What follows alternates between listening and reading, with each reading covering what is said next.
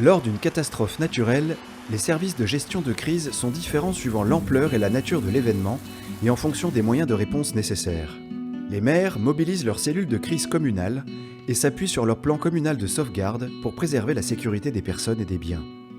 Si nécessaire, le préfet active son centre opérationnel départemental et s'appuie sur le dispositif Orsec d'organisation de la réponse de sécurité civile.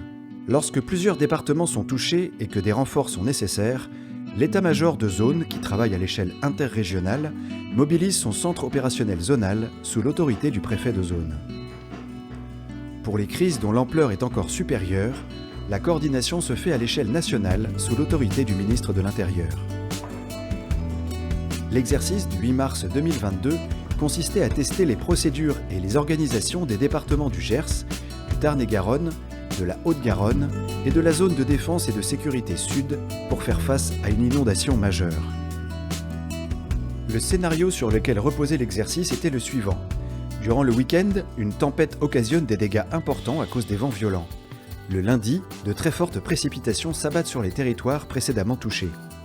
Le mardi, dès 7h30, l'exercice débute avec le passage en vigilance rouge inondation en raison de la réaction des cours d'eau. Les préfectures qui doivent déjà gérer les conséquences des épisodes des jours précédents et le retour à la normale sur les territoires impactés se retrouvent confrontées en plus à des inondations importantes. Elles devront faire appel à l'état-major de zone pour obtenir des renforts nécessaires pour gérer les événements. Sur le terrain, à Saint-Nicolas-de-la-Grave et à Moissac, dans le Tarn-et-Garonne, des manœuvres de pompiers mettent en situation des équipes de 4 services départementaux d'incendie et de secours. En fin de journée, les joueurs tirent des enseignements de l'exercice et dégagent des pistes d'amélioration pour mieux préparer les crises à venir. Le retour d'expérience, il est important de le tirer entre services spécialisés et acteurs de la gestion de crise, mais il est également essentiel de le partager avec le grand public, car il ne faut pas oublier que le premier acteur de la sécurité civile et de sa prévention est le citoyen lui-même.